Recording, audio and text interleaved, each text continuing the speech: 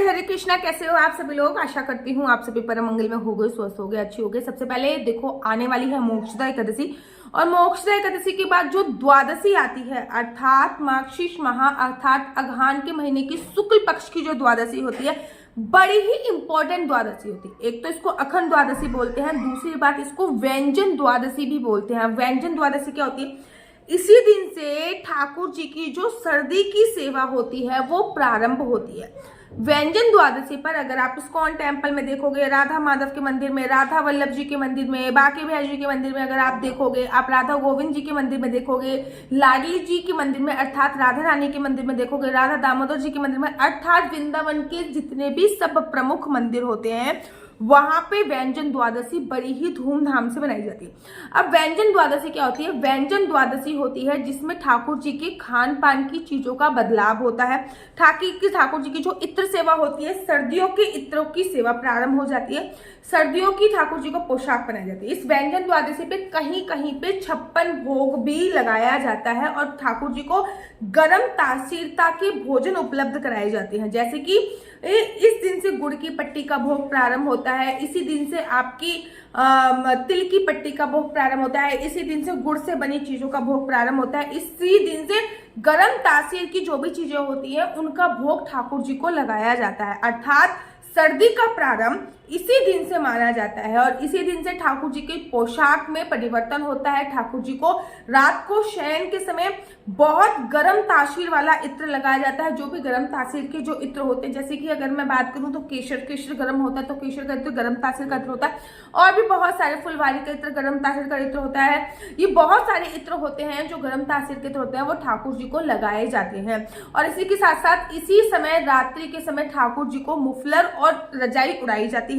सुबह सुबह ठाकुर जी को दस्ताने, पैरों में मोजे इत्यादि उड़ाए जाते हैं और सर्दी की जो चीज होती है वो प्रारंभ होती है। इसी दिन से ठाकुर जी की अर्थात लड्डू गोपाल और ठाकुर जी की हीटर सेवा भी प्रारंभ होती है। उनके कमरे में हीटर लगाए जाते हैं। तो अगर अभी तक आप लोगों ने अपने लड्डू गोपाल को गर्म पोशाक पिलानी प्रारंभ नहीं करी है तो व्यंजन द्वादशी पे आप अपने लड्डू गोपाल की गर्म पोशाक, तो इसी दिन से वो सेवा प्रारंभ होती है।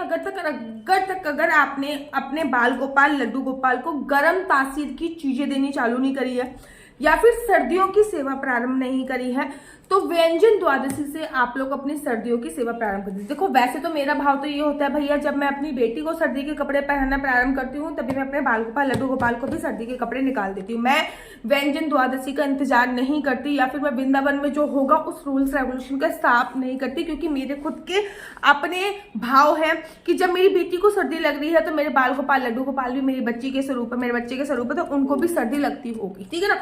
तो मेरा भाव तो वो होता है, जब मुझे सर्दी या फिर मेरी बेटी को सर्दी प्रारंभ होती है उनको कपड़े में पहनाती हूँ, वैसे ही मैं ठाकुर जी की भी सेवा प्रारंभ कर देती हूँ।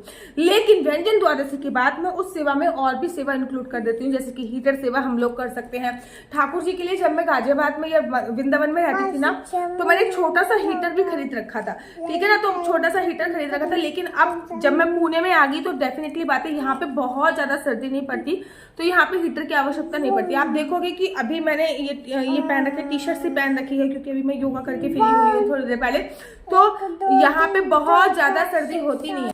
अगर आप चाहते हो कि अभी तक हमने सेवा प्रारंभ नहीं करी है तो अब आप प्रारंभ कर सकते हो उनकी सेवा। उनको गुड़ की पट्टी का भोग हो गया, तिल की पट्टी का भोग गया, तिल के लड्डू हो गए, गुड़ के लड्डू हो गए, अर्थात गुड़ से बनी बहुत सारी चीजों का भोग, जो भी गर्म तासीर की चीजें होती हैं उनका भोग लगाया जाता है। व्यंजन द्वादशी से ही ठाकुर की गर्म पोशाक प्रारंभ होती है। व्यंजन द्वादशी से ही ठाकुर जी को रात को कंबल रजाई दिया जाता है, उनको मुफलर दिया जाता है, उनके हाथों में दस्ताने होते हैं। जब आप राधा वल्लभ जी के मंदिर में जाओगे ना, आप देखिएगा छोटे छोटे से हाथ होते हैं, उनके छोटे छोटे से दस्ताने उन्होंने पहन रखे होते हैं, बहुत ही सुंदर भाव होता है। उनकी जो सर्दियों का ठाकुर महाराज जी को ना किसी भी मंदिर में आप देखोगे, चाहे आप किसी भी मंदिर में देख लीजिए, उनको इत्र सेवा बहुत ज्यादा प्रिय है। तो इस टाइम पे सर्दी के इत्र जो होते हैं वो प्रारंभ हो जाते हैं।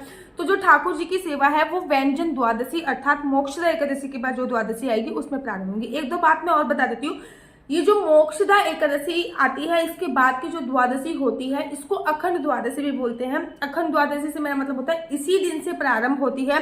अगर आपने कोई भी जाने अनजाने में कोई भी व्रत आपका छूट गया हो गलती से, बहुत टाइम ऐसा होता है हमारा पूर्णमासी का व्रत छूट जाता है क्योंकि हमें पूर्णमासी पता नहीं चलती। एकादशी के व्रत में हम गलती से कुछ ना कुछ खा लेते हैं तो वो हमारा खंडित हो जाता है। कभी भी सोमवार, इतवार, मंगलवार कभी भी आप व्रत रखते हो तो कभी ना कभी गलती से आपने कुछ खा लिया है तो हमारा व्रत खंडित हो जाता है। तो ऐसे में आती है अखंड द्वादशी, जो कि मार्गशीर्ष माह के शुक्ल पक्ष की द्वादशी को कहते हैं अखंड द्वादशी। कहते हैं इसका व्रत रखने से आपके जीवन काल में 7 जन्मों तक, अग्नि पुराण में 7 जन्मों का वर्णन है और स्कंद पुराण में 100 जन्मों का वर्णन है, तक जो भी व्रत आपके खंडित हुए हैं वो संपूर्ण हो जाते हैं। अर्थात उनको जोड़ने वाली एकादशी, जोड़ने वाली द्वादशी होती है।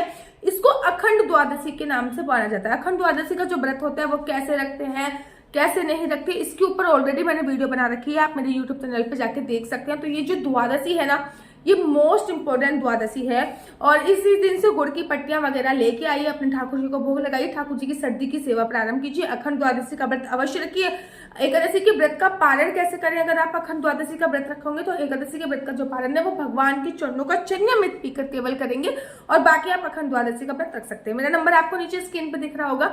मेरा नंबर है 4/9-20-2565। I repeat again 4/9-20-2565। आपका बच्चा जॉब करेगा या बिजनेस करेगा? बिजनेस करेगा तो किस फील्ड में बिजनेस करेगा? जॉब करेगा तो किस सेक्टर में जॉब करेगा? क्या है आपके बच्चे का लकी नंबर? क्या है आपके बच्चे का लकी कलर? क्या कुंडली में राजयोग है या नहीं? कुंडली में संतान प्राप्ति का योग है या नहीं? ये सभी जानकारी आप मेरे से कुंडली के माध्यम से प्राप्त कर सकते हैं। याद रखिए, कुंडली देखना बिल्कुल भी फ्री नहीं है, कुंडली देखने के थोड़े से चार्जेस हैं। और प्लीज इस नंबर पर मुझसे किसी भी प्रकार से कोई भी क्वेश्चन आंसर पूछने के लिए फोन मत कीजिएगा क्योंकि ये नंबर मैंने केवल और केवल कुंडली दिखाने के लिए दिया हुआ है। अगर आपको मेरी वीडियो अच्छी लगे, राधे राधे, हरे कृष्णा। तो यहाँ पे हम आप लोगों के लिए लेके आए हैं असली तुलसी माला। विभिन्न प्रकार की हमारे पास असली तुलसी माला है। 30 रुपए से प्रारंभ होकर हमारे पास 1100 रुपए तक की तुलसी माला है। जप माला है, गले में पहनने वाली तुलसी माला है, 1 राउंड की तुलसी माला है, 2 राउंड की तुलसी माला है, 10 साल तक चलने वाली तुलसी माला है और डबल राउंड की तुलसी माला है, 3 राउंड की तुलसी माला है, गांठ वाली जपने वाली माला है, बिना गांठ की जपने वाली माला है, राधा नाम के लॉकेट वाली माला है और लैब सर्टिफिकेट द्वारा प्रमाणित तुलसी माला है जिसमें हम आपको लैब का सर्टिफिकेट देंगे कि ये असली है या नकली है। बहुत सारी तुलसी मालाएं हम आपके लिए लेके आए हैं। न केवल हम आपके लिए तुलसी माला का कलेक्शन लेके आए हैं, अपितु लड्डू गोपाल की असली तुलसी माला जिसपे राधा नाम का लॉकेट है, लड्डू गोपाल के लिए वैजंती माला, लड्डू गोपाल के लिए चंदन माला भी हम लोगों के लिए लेके आए हैं और लड्डू गोपाल की तीनों माला का सेट है, तुलसी माला, चंदन माला और वैजंती माला का सेट भी लेके आए हैं। साथ ही के साथ हम आपके लिए रुद्राक्ष के असली ब्रेसलेट, पानी में डालने वाला रुद्राक्ष, 1 मुखी रुद्राक्ष से लेकर 14 मुखी रुद्राक्ष तक हमारे पास सारे लैब टेस्टेड रुद्राक्ष अवेलेबल हैं। आप हमसे ओरिजिनल रुद्राक्ष मंगा सकते हैं। ना केवल हमारे पास रुद्राक्ष अवेलेबल है अपितु हमारे पास कानों में पहनने वाले राधा नाम के असली तुलसी के इयरिंग्स भी उपलब्ध हैं जो कि अलग अलग डिजाइन, अलग अलग तरीके से आप लोगों को प्राप्त हो जाएंगे। ये राधा नाम के असली तुलसी के कानों के इयरिंग्स हैं और इसमें बहुत सारी वैरायटी हमारे पास उपलब्ध है। आप जल्दी से जो नीचे नंबर दिया गया है उस पर संपर्क करके अपनी चॉइस से कोई भी राधा नाम के इयरिंग्स अपने लिए ले सकते हैं। उनके प्राइस बहुत ही सस्ते हैं। 150 रुपये से फ्री हो 150 रुपये से स्टार्ट होकर मात्र 200 रुपये तक है और यह है राधा रानी और भगवान श्री कृष्ण जी के चरण जो आपको अपने मंदिर में जरूर और विभिन्न प्रकार की अलग अलग तुलसी मालाएं आप लोगों के लिए उपलब्ध है। 30 रुपये से प्रारंभ होकर 1300 रुपये तक की तुलसी मालाएं आप लोगों के लिए उपलब्ध है। हम आप लोगों के लिए लेके आए हैं श्रीधाम वृंदावन की रज, 8 प्रकार की रज इसमें उपलब्ध है। न केवल एक सेवा कुंज की, निधि कुंज की, ललिता कुंड की, राधा कुंड की, कृष्ण कुंड की, निधि वन की, यमुना जी की, 8 जगह की ब्रज रज इसमें आपको उपलब्ध हो जाएगी।